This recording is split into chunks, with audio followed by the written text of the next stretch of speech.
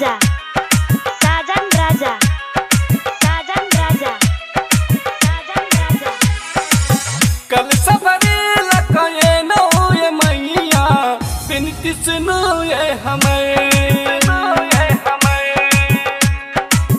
कल सफरे लकाये नो ये मैया बिनती सुनो ये हमें।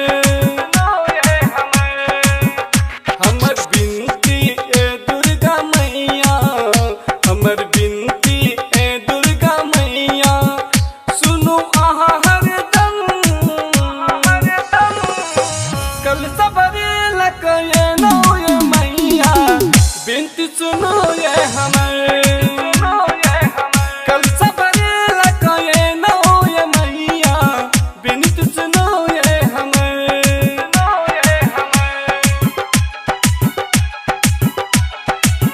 बिनती सुनो ये हमें। बिनती सुनो ये हमें।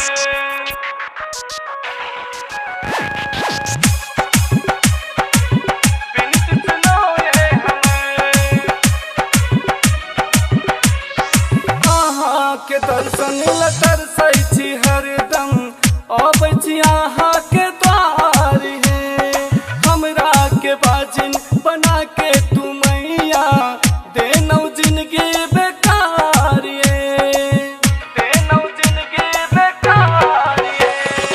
अहाँ के दर्शन ल तरसै छी हरदम, अबै छी अहाँ के द्वार हे। हमरा के बाजिन बना के तू मैया देनौ जिंदगी बेकार ये। हर साल अहाँ के खोइछ भरै छी, हर साल अहाँ के खोइछ भरै छी, किया बुझनौ अनजान ये। कल सफरे लकाये नो ये मैया बिनती सुनो ये हमें। कल सफरे लकाये नो ये मैया बिनती सुनो ये हमें।